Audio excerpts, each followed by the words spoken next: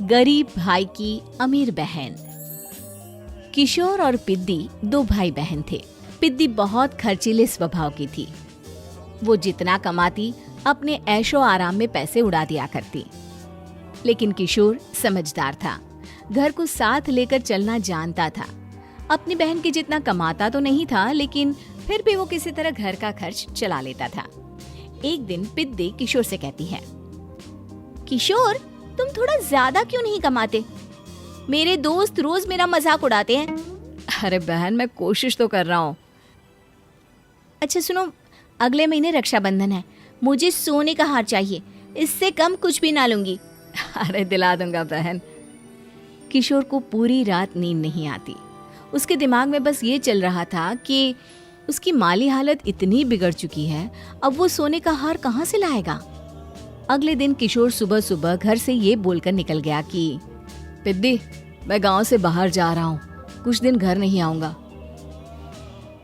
किशोर ने अपने काम के साथ साथ फेरी में कपड़े बेचने भी शुरू कर दिए, जिससे वो ज्यादा से ज्यादा पैसे कमा सके।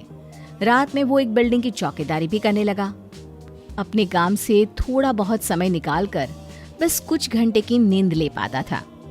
और कब वो कुछ दिन एक महीने में बदल गए और रक्षाबंधन भी आ गया, पता ही नहीं चला। लेकिन किशोर अभी तक घर वापस नहीं लौटा। जहां वो काम करता था, पिद्दी के नाम का गुल्लक रखा हुआ था। किशोर ने उस गुल्लक को फोड़ा और सारे पैसे इकट्ठा करके एक सोने का हार खरीद लिया। घर में पिद्दी किशोर का इंतजार कर रही थी। तभी किशोर आता है। कहाँ चले गए थे? 4 दिन का कहा था और 1 महीने से पता नहीं कहाँ गायब हो गए थे। मैंने बस एक हार मांगा था और तुमने तो घर ही छोड़ दिया। अरे मुझे थोड़ा काम मिल गया था। कुछ नहीं, सब समझती हूँ, बहाने थे तुम्हारे। अपनी बहन के लिए इतना भी नहीं कर सकते, कैसे भाई हो? चलो यहाँ बैठो, राखी बांधती हूँ। पिद्दी ने किशोर को राखी बांधी। वैसे ही किशोर ने अपनी बहन के हाथ में सोने का हार रख दिया। उसकी खुशी का कोई ठिकाना नहीं था। वो मिठाई खिलाए बिना ही नेकलेस लेकर चली गई और शीशे के सामने अपने गले में हार रखकर देखने लगी। किशोर ने लड्डू उठाया और खुद ही खा लिया। ऐसे कई साल गुजर गए। एक दिन पिद्दी की नौकरी छूट गई। अब वो पूरी तरह किशोर पर डिपेंड हो गई थी। आए दिन किशोर को अपने महंगे महंगे शौक गिनाकर उससे पैसे मांगा करती थी।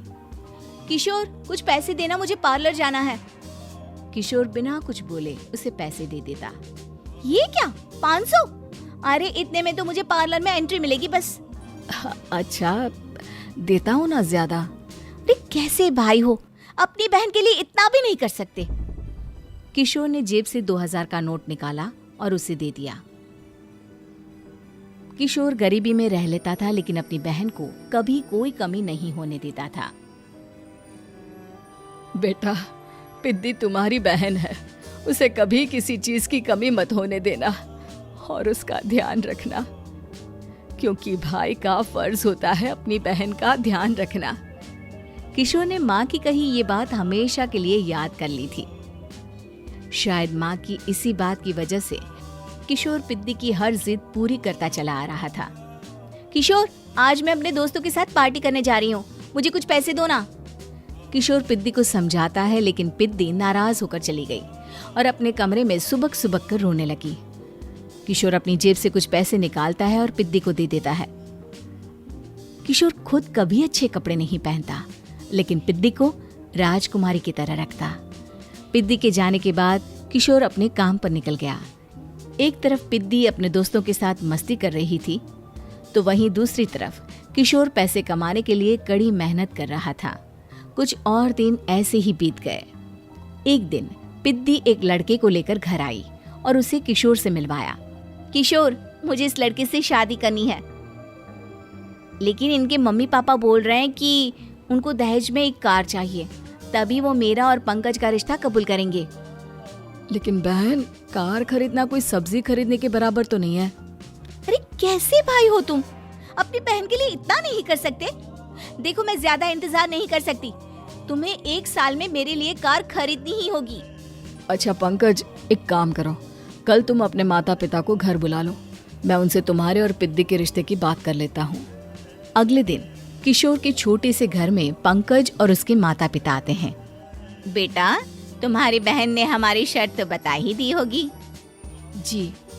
बेटा तुम तो इतने छोटे घर में रहते हो, दहेज कहाँ से लाओगे?